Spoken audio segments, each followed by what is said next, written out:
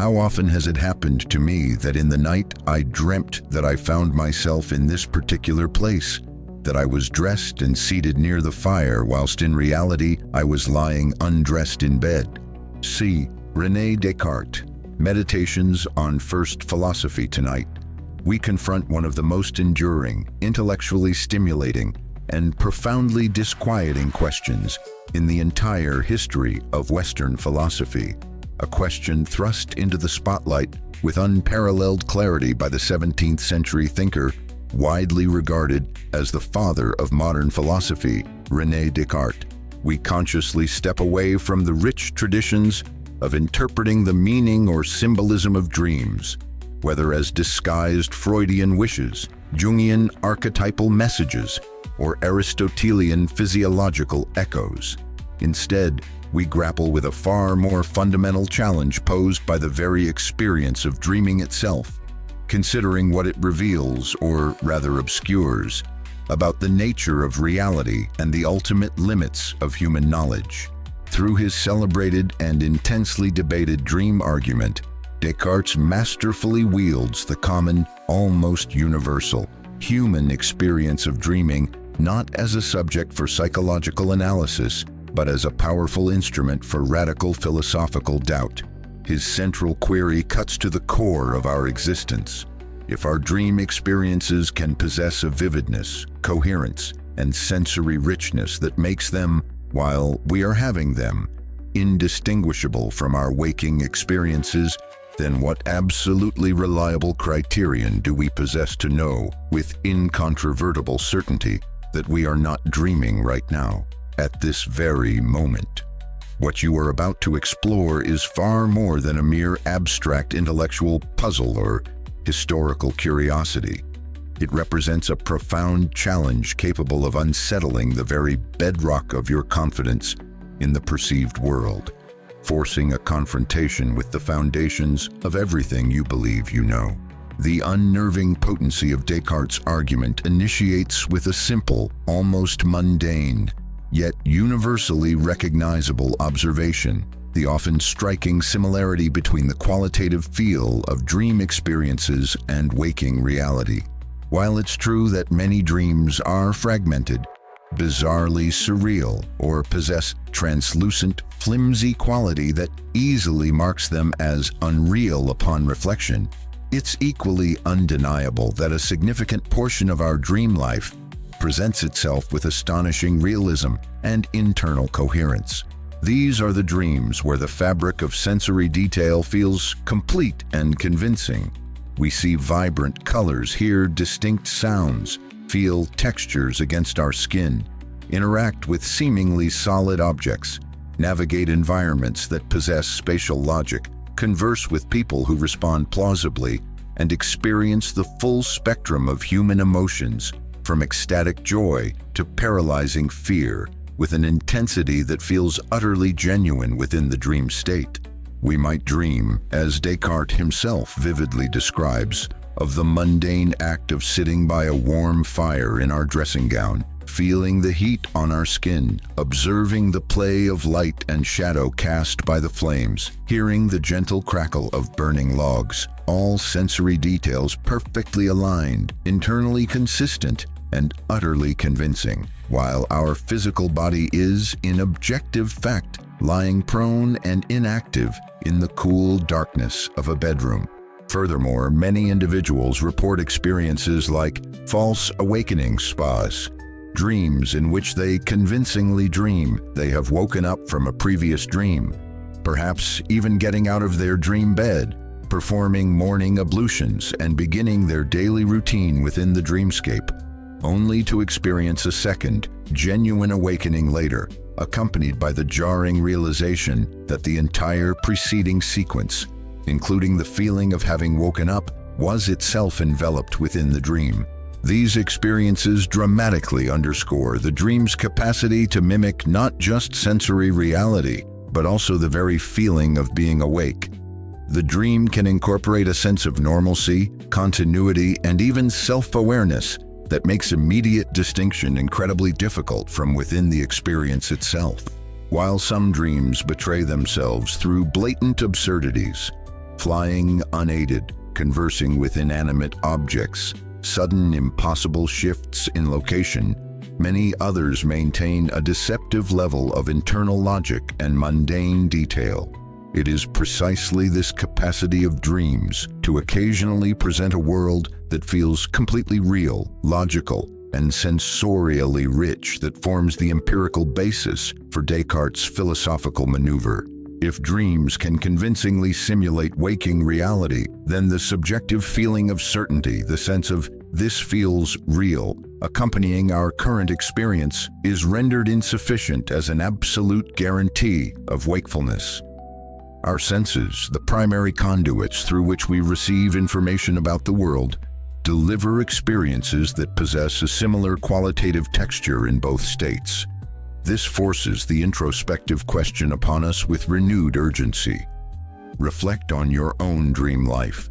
Have you personally encountered dreams of such startling realism that, upon finally waking, you required a conscious effort, a moment of deliberate reorientation, to firmly distinguish the dream narrative from actual memory? What does this common yet philosophically potent experience imply about the foundational trustworthiness of our sensory faculties? If they are capable of fabricating such compellingly realistic illusions while we sleep, what absolute assurance do we have that they are not engaged in a similar, perhaps even more elaborate fabrication right now? This uncanny, potentially indistinguishable resemblance between dreaming and waking becomes, in Descartes' skilled philosophical hands, not merely a point of psychological curiosity, but a formidable lever for enacting his famous methodological doubt. It is absolutely crucial to grasp the purpose behind Descartes' skepticism. He was not advocating for a descent into a permanent state of uncertainty or solipsism, the belief that only one's own mind is sure to exist.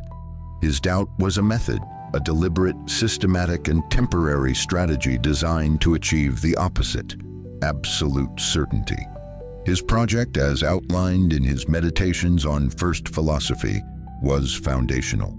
He sought to raise the potentially unstable structure of his existing beliefs, many derived from tradition or fallible sensory experience, and to rebuild the entire edifice of human knowledge upon a foundation that was utterly indubitable, immune to even the most radical skepticism he could devise.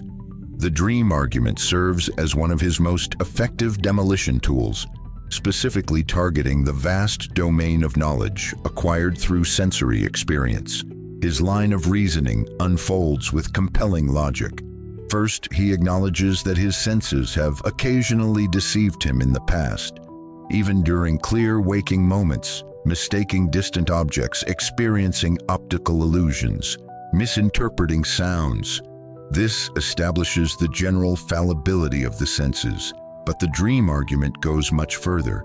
It notes that during dreams, his senses present experiences that feel intensely real and coherent, yet are, upon waking, revealed to be entirely illusory. Critically, he argues, there seems to be no sure sign or definitive internal criterion within the conscious experience itself that could allow him to reliably distinguish between a vivid dream state and a genuine waking state at any given moment while the experience is ongoing.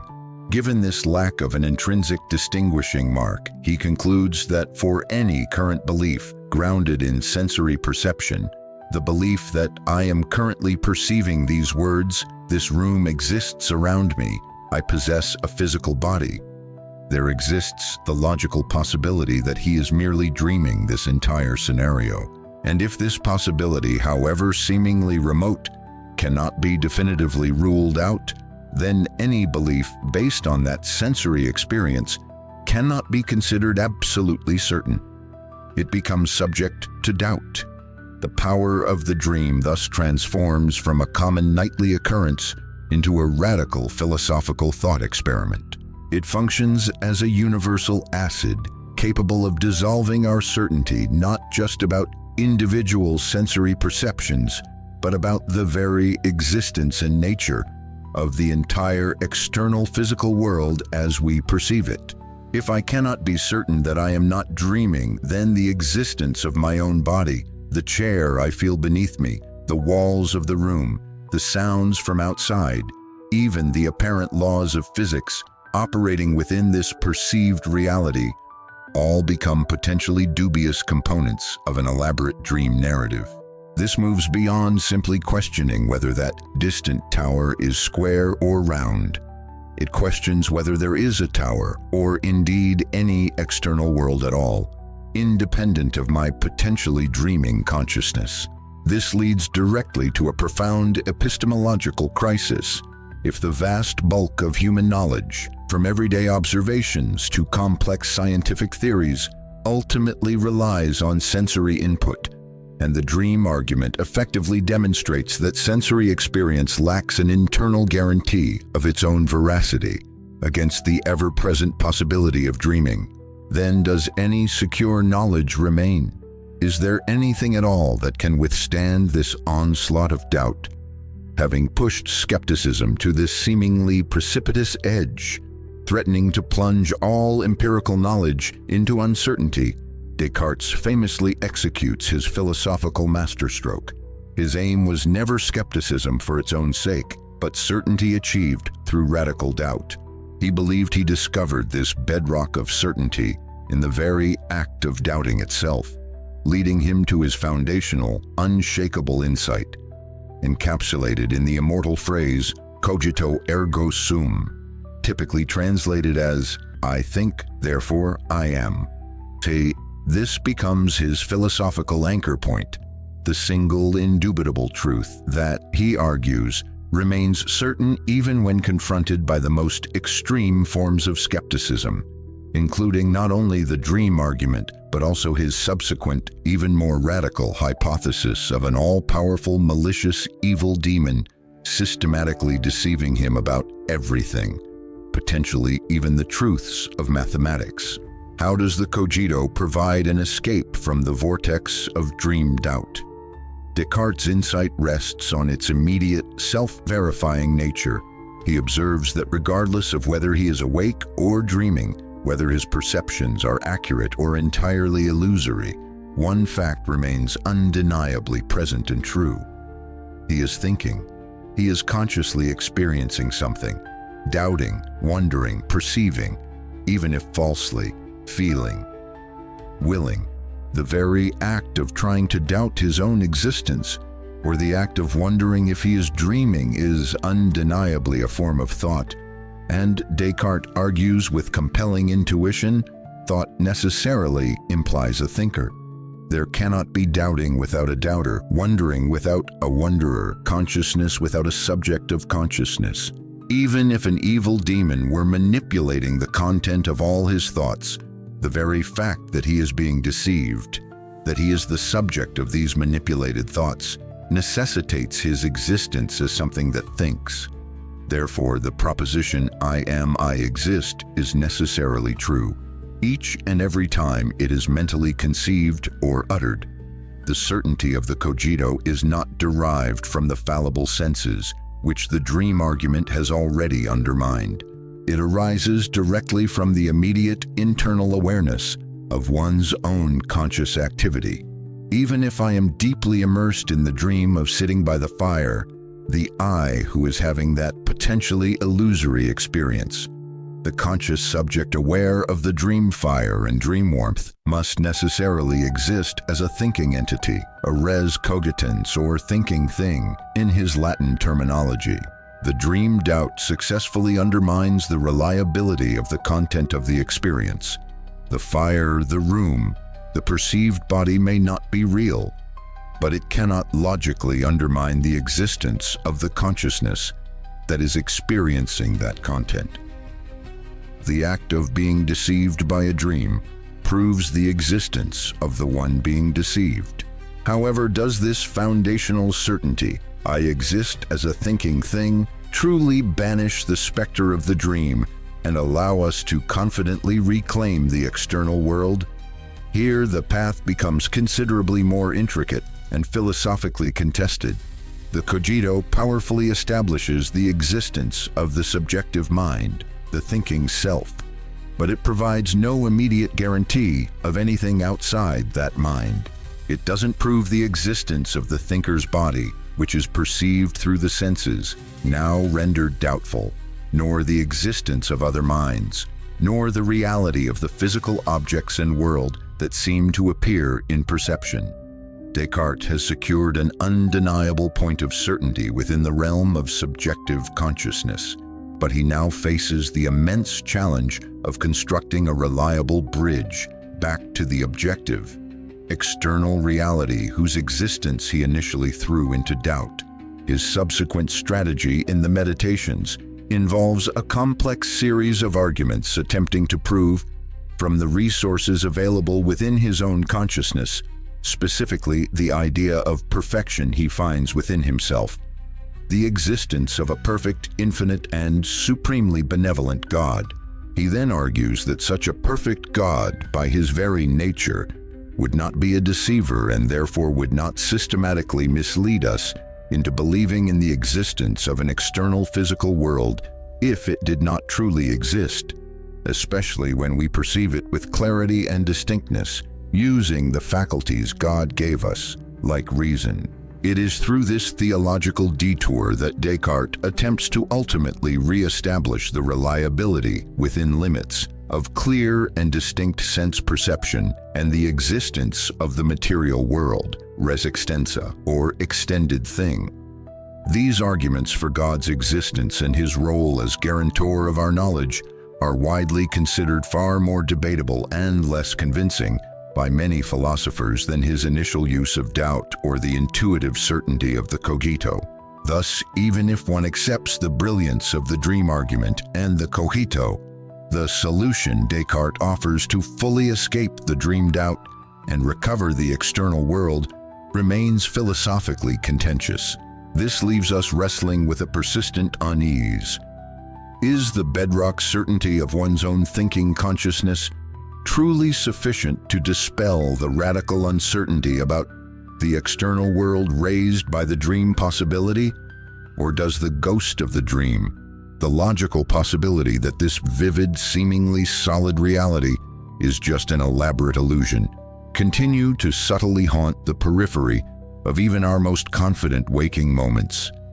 In conclusion, Descartes' dream argument transcends its status as a mere historical curiosity or a clever philosophical exercise. It endures because it taps into a deep-seated, perhaps universal human anxiety concerning the fundamental nature of reality, the ultimate trustworthiness of our perceptions, and the inherent limitations of our knowledge. It compels us with unsettling force to confront the potential fragility and contingency of the world we habitually navigate and accept as unquestionably real. It challenges the naive realism that takes sensory experience at face value and demands a more rigorous justification for our most basic beliefs about existence. The most profound and perhaps unavoidable revelation embedded within Descartes' methodical journey through doubt is this: the demarcation between the subjective experience of dreaming and the subjective experience of waking reality may be far less stable, less clear-cut, and less intrinsically reliable than our everyday intuition leads us to believe. Consequently, the most fundamental point of certainty might not reside in the perceived objects or events of the external world, but rather in the undeniable reality of the conscious awareness that perceives, questions, doubts, and experiences itself, regardless of the veracity of that experience's content. The anchor isn't the world outside, but the I who thinks. This leaves us contemplating our own waking lives with a potentially altered perspective. Having grappled with Descartes' radical skepticism, having seriously entertained the logical possibility that this very moment might be part of an intricate dream, how do you now perceive your everyday reality? Does this philosophical destabilization subtly change anything? Perhaps it introduces a sliver of humility regarding the certainty of our knowledge, a heightened sense of wonder at the sheer mystery of consciousness. or even a deeper appreciation for the raw fact of subjective experience, the one anchor Descartes felt he could truly hold on to amidst the storm of doubt.